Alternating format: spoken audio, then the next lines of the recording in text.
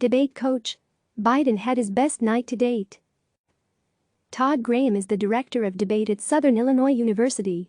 His debate teams have won 5 national championships, and he has been recognized 3 times as the National Debate Coach of the Year.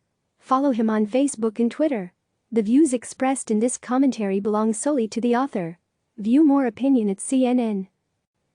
Rising like a phoenix from the ashes of his previous debates, former Vice President Joe Biden met one of the most pivotal moments of his career with his best debate ever. Meanwhile, Vermont Senator Bernie Sanders fell flat, failing to rise to the occasion. Amid the novel coronavirus crisis that has gripped the nation and the world, the 2 Democratic presidential contenders were grilled on how they would handle the pandemic, and while Biden was ready with strong, thoughtful responses, Sanders left much to be desired on the debate stage. Joe Biden highlighted how the coronavirus pandemic is a national emergency, topically crafting all his answers to the moderators' questions. Using examples, an important debating tool, Biden explained how his approach to dealing with both the health aspect and the financial aspect of the crisis would get us through this tough time.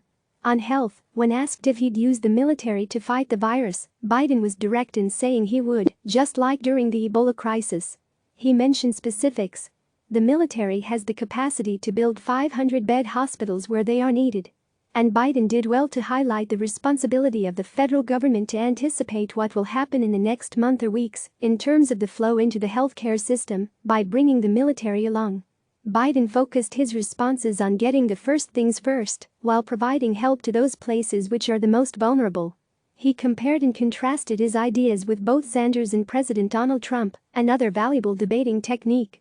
For instance, when Sanders highlighted the benefits of a Medicare for all healthcare system for handling the crisis, Biden countered with the example of Italy.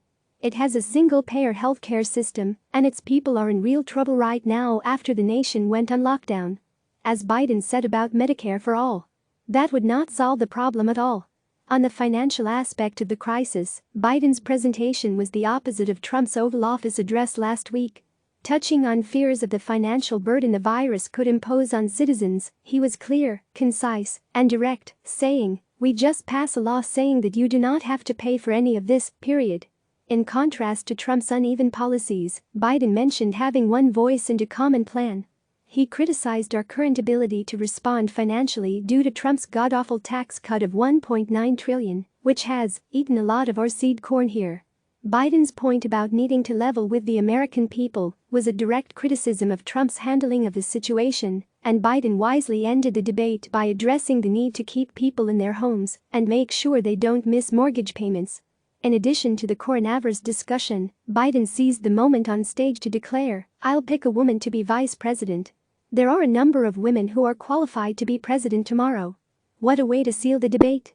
Bernie Sanders, beware the Ides of March. Too often, Sanders' answers pivoted to his generic campaign ideas, as opposed to focusing on the moment, the question or the mood of the American people. First, questions are not arguments. When posed by the debater, they simply aren't a reason to vote for him. Unfortunately for Sanders, he doesn't understand this basic debating fact. When addressing the many issues that face individuals affected by coronavirus, Sanders asked, "Who's going to get food to the elderly? How do we get food to them?" That was followed by 4 more questions before the senator had finished his response to the prompt.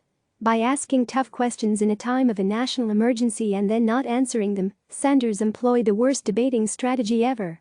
The American public already has those questions. We don't need to elect someone who is also asking them. We need to elect somebody who's answering them. Could Sanders' performance get any worse? Unfortunately, it could, and it did during his closing remarks. When asked what he would say to those people who are concerned about coronavirus, Sanders began with a decent answer about test kits and ventilators, but then pivoted again, asking questions. It is time to ask this, the question of where the power is in America. Who owns the media? Who owns the economy? Who owns the legislative process? No, it's not time to ask that. This was his answer to the very personal question of what he'd say to the victims of the crisis. My goodness. If the question of whether Sanders, like Biden, would commit to choosing a woman running mate was an opportunity for Sanders to recover from his less than stellar performance on the topic of coronavirus, he let the opportunity pass. The question seemed to catch the senator off guard. Sanders first dodged the question, choosing to make Biden defend his voting record and forcing the moderator to press Sanders for a direct answer. Sanders finally responded with a less than certain, in all likelihood. Click subscribe to receive the latest news.